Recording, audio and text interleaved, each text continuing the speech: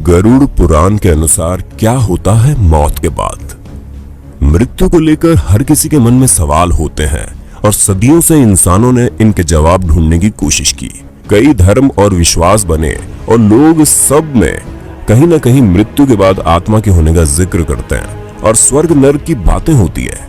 जब भी हमारा कोई दोस्त या घर का कोई सदस्य मरता है तो हम अक्सर ये सोचते हैं कि अभी वो कहाँ गए होंगे, या ऐसे ही बैठे बैठे कभी याद आती है तो हम सोचते हैं क्या वो अभी भी हमारे आसपास हैं, हमें सुन रहे हैं, या फिर दूर आसमान में तारा बन चुके हैं, या कहीं है ही नहीं और मृत्यु के बाद सब खत्म हो जाता है। इन सभी सवालों के जवाब विस्तार से लिखे हुए हैं गरुड़ पुराण में। गरुड़ पुराण हिंदू धर्म के 18 प्राचीन महाकाव्यों में से एक है। ये वैष्णवी साहित्य का एक भाग है और भगवान विष्णु और गरुड़ के बीच मनुष्य जीवन के अर्थ को लेकर वार्तालाप के रूप में लिखा हुआ है। गरुड़ पुराण में मृत्यु के बाद जीवन, अंतिम क्रियाक्रम और पुनर्जन्म जैसी बातों पर विस्तार से चर्चा है। इसलिए हिंदू धर्म में इंसान की मृत्यु के बाद आखिरी क्रियाकर्मों के समय इसका उच्चारण किया जाता है। हमने आपके लिए गरुड़ पुराण से खासकर इन्हीं सवालों के जवाब ढूंढे हैं और इस वीडियो में बताने जा रहे हैं। मृत्यु के बाद क्या होता है, मृत्यु के ठीक पहले, मृत्यु के दौरान और मृत्यु के बाद क्या होता है, ये गरुड़ पुराण में अच्छे से समझाया गया है। जब एकदम से कोई इंसान की मृत्यु होती है तो हमारा रिश्ता एकदम से टूट जाता है और अक्सर ये कामना करते हैं कि क्या उनसे फिर कभी मिलना होगा या बात हो पाएगी। असल में मृत्यु एक बहुत ही इंटरेस्टिंग प्रक्रिया है और कुछ भागों में ये पूरी होती है, जो कि इस प्रकार है। नंबर 1, अर्थ सोल चक्रों से डिस्कनेक्शन। मौत से लगभग 4-5 घंटे पहले इंसान के पैरों के नीचे स्थित अर्थ सोल चक्र अलग हो जाते हैं, जिसका मतलब है धरती की सतह से संबंध टूट जाता है।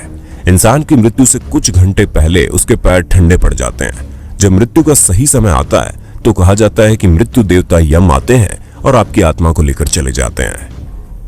नंबर 2, एस्ट्रल कोड टूट जाता है। जब मृत्यु होती है तो एस्ट्रल कोड टूट जाता है, जो कि एक तरह से शरीर और आत्मा के बीच का कनेक्शन है। इस कोड के कटने से आत्मा शरीर से मुक्त हो जाती है और शरीर से बाहर और ऊपर निकल जाती है। अगर इतने लंबे समय तक शरीर में बने रहने की वजह से आत्मा को उसे छोड़ने में मुश्किल आती है तो वो छोड़ने से मना करती है।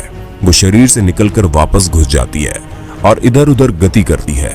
हमें ये मरने के बाद चेहरे, हाथ या पैरों के मामूली हिलने से पता चलता है। जैसे हमारे लिए किसी की मृत्यु को स्वीकार करना मुश्किल होता है, वैसे ही आत्मा भी शरीर की मृत्यु को मानने से इनकार कर देती है और तब भी जिंदा रहने का एहसास रहता है।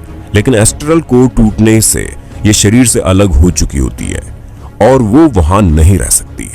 उसे शरीर से निकलकर ऊपर की तरफ जाना ही होता है, क्योंकि कोई चुंबकीय बल होता है जो उसे ऊपर की तरफ खींचता है। नंबर 3, भौतिक शरीर का अंत। इस चरण में आत्मा को उस कमरे में मौजूद लोगों के विचार एक शोर की तरह सुनाई देते हैं, वो चाहे उसके घर वाले हों या कोई भी। आत्मा उन सब से बात करने की कोशिश करती है और चिल्ला चिल्ला कर कहती है कि मैं भी मरा नहीं हूं, लेकिन उसे कोई नहीं सुन सकता। धीरे धीरे आत्मा को एहसास होता है कि वो शरीर मर चुका है और वापसी का कोई तरीका नहीं है। इस चरण में आत्मा लगभग 12 फीट या कहो कि छत की ऊंचाई पर तैर रही होती है और आसपास हो रहा सब कुछ सुनती और देखती है। नंबर 4, शरीर से छुटकारा। जब अंतिम क्रियाक्रम हो जाता है तो आत्मा मान लेती है कि उसका इस धरती पर रहने का माध्यम खत्म हो चुका है और वह शरीर जो उसने इतने सालों तक अपना रखा था अब पंच तत्वों में लीन हो चुका है। आत्मा तब एकदम आजादी महसूस करती है और शरीर में रहते समय जो भी सीमाएं और रुकावटें थी वो अब खत्म हो चुकी हैं और आत्मा बस सोचने से ही कहीं भी आ जा सकती है। 7 दिन तक आत्मा अपने शरीर के साथ रहते समय की पसंद की जगहों पर घूमती रहती है, जैसे कि उसका सबसे पसंदीदा कैफे, बगीचे में सुबह की सैर, ऑफिस वगैरह। अगर आत्मा धन दौलत से बहुत लगाव महसूस करती है तो वो तिजोरी के पास भी रहेगी। अगर बच्चों से बहुत लगाव हो तो बच्चों के पास रहेगी और उन्हें प्यार करेगी। 7 दिन बाद आत्मा अपने परिवार और धरती को अलविदा कहती है, इस धरती से दूर होने लगती है और दूसरी दुनिया में प्रवेश करती है। नंबर 5, सुरंग।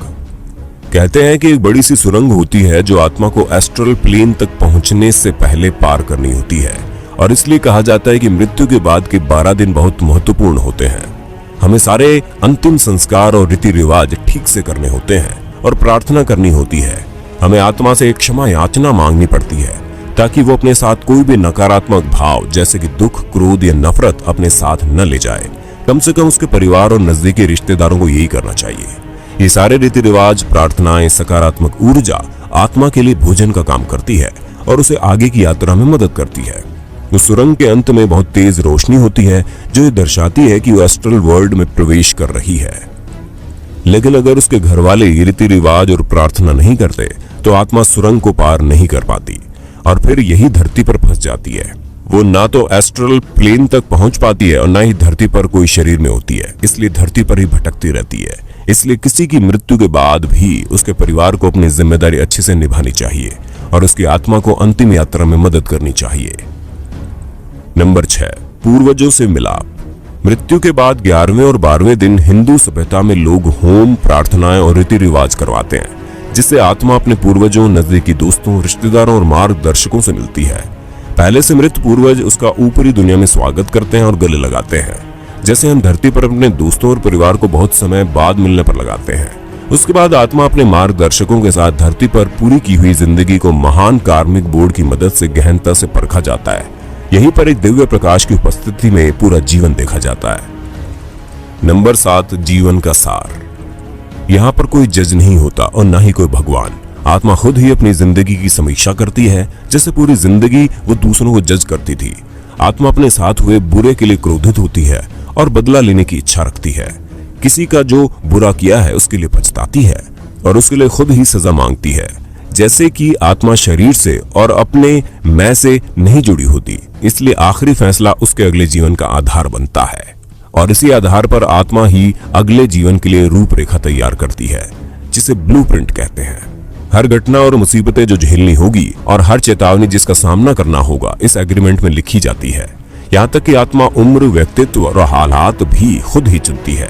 उदाहरण के लिए किसी इंसान ने पिछले जीवन में किसी की बेरहमी से हत्या की और मरने के बाद जीवन की समीक्षा करते हुए उसे बहुत पछतावा हुआ और उसकी सजा खुद को देने के लिए आत्मा अगले जीवन में खुद की किसी बीमारी से ग्रस्त होने का दर्द देती है या अन्य कोई भी मुसीबत जिससे उसको अपने किए के लिए सजा मिले। खुद को खुद ही जज करके आत्मा ब्लूप्रिंट बनाती है। जितना ज्यादा पश्चाताप होगा, आत्मा खुद को अगले जन्म में उतनी कठिन सजा देती है। इसलिए कुछ गलत करने पर किसी को माफ करना और किसी से माफी मांगना बहुत जरूरी है और हमें अपने जीवन में इसे अपनाना चाहिए। अपने विचारों और भावों को शुद्ध रखना चाहिए क्योंकि हम उनको मृत्यु के बाद भी लेकर जाते हैं, क्योंकि वो हमारे कार्मिक बोर्ड पर छप जाते हैं। जब अगले जन्म का ब्लूप्रिंट तैयार हो जाता है तो कुछ समय खाली होता है, जिसे कूलिंग पीरियड कहते हैं। नंबर 8, पुनर्जन्म। एग्रीमेंट में हमने जो चुना है हम उसी हिसाब से जन्म लेते हैं। हम खुद ही अपने माता पिता चुनते हैं और माँ के गर्भ में या तो एग फॉर्मेशन के समय या चौथे 5वें महीने में प्रवेश कर जाते हैं, कभी कभी तो जन्म से एकदम पहले भी। ये ब्रह्मांड इसी तरह से डिजाइन किया गया है और हमारे जन्म के स्थान और समय से हमारी कुंडली बनती है, जो कि जिंदगी का ब्लूप्रिंट होती है। कभी कभी हमें लगता है कि हमारी किस्मत खराब है और हमारे ग्रहों में दोष है, लेकिन असल में वो बस आपके ही एग्रीमेंट का हिस्सा है। दोबारा जन्म के बाद अगर 40 दिन तक बच्चे को अपना पिछला जन्म याद रहता है और वो उसे याद करके अकेला होते हुए भी रोता है और हंसता है, उसके बाद पिछले जन्म की सारी याददाश्त चली जाती है और हम जिंदगी ऐसे जीते हैं जैसे हम पहले कभी थे ही नहीं। तो ये है जीवन और मृत्यु का सार, जैसे कि गरुड़ पुराण में लिखा है। अगली बार जब किसी दुख या समस्या के लिए भगवान या किस्मत को दोष दो तो याद रखना ये सब आपने ही चुना है और आपको ये स्वीकार करके उनका हिम्मत से सामना करना चाहिए और अगले जन्म में अच्छा हो सके उसके लिए अच्छे कर्म करें, सबसे प्यार से पेश आए। आपके घर वाले, दोस्त या हर कोई जो भी जीवन में आता है वो बस अपना किरदार निभा रहे हैं उस फिल्म में जो आपने ही लिखी है और डायरेक्ट भी की है। इसलिए हम कभी मरते नहीं हैं, ये सफर चलता रहता है और हम दोबारा मिले इसके बीच में एक लंबा ब्रेक हो सकता है और कुछ नहीं।